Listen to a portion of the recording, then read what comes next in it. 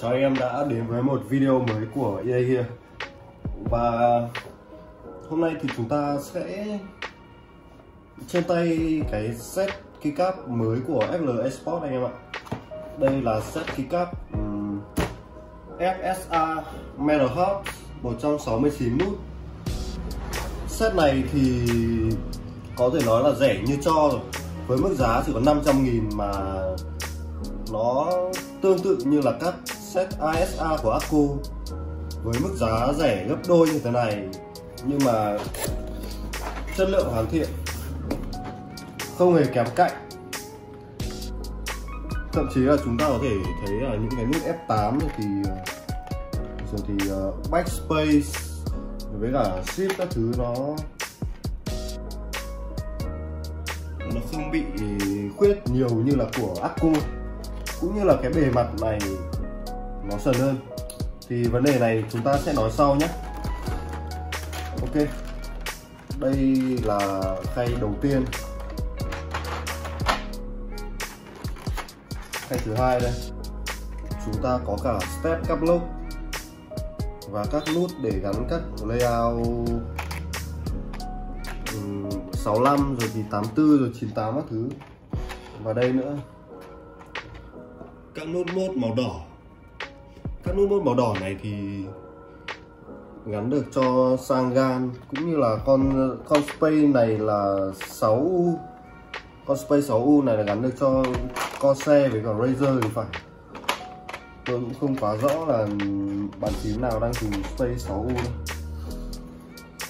Về chất liệu của cái bộ keycap này thì chúng ta sẽ có là PBD Double Shot, cực kỳ bền. Và cái độ dày của bộ này rất là dày luôn anh em nhé. Nó rơi vào khoảng tầm 1.5 mm thôi.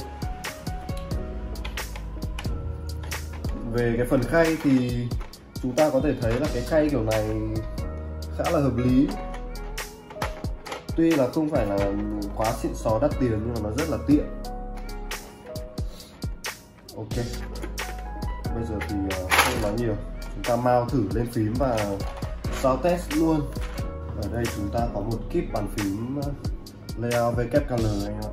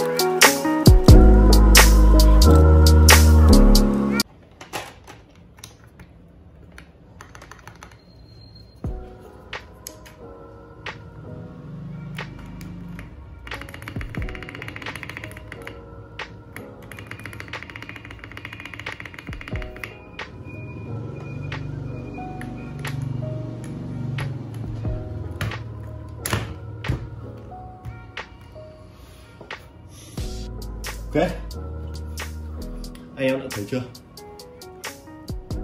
Set keycap trong khung hình của chúng ta chỉ có 500.000 chơi được layout Sangan WKL, có step cap lock, rồi thì chơi được nhiều layout khác nữa.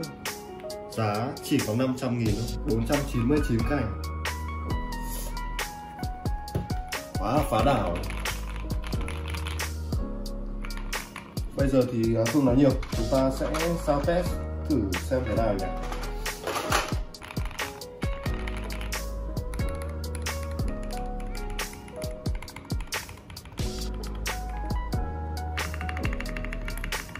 Xin lỗi anh em là cái start này tôi làm vẫn còn bị tích. Người ta thường nói là space của ASA rất là thẳng, thì tôi nghĩ là FSA cũng thẳng tương tự thôi. để xem nào.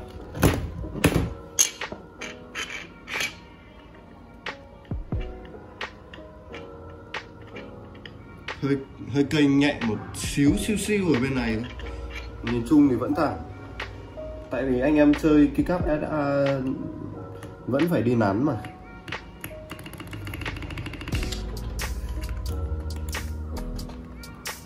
Âm của keycap FSA này thì nó thiên về cái hướng là âm ấm, đầm ấm, tại vì vốn là cái chất liệu của nó vẫn là PVT double shot mà. Thường là những set keycap PVT thì âm nó sẽ đầm hơn là keycap ABS anh em nhé.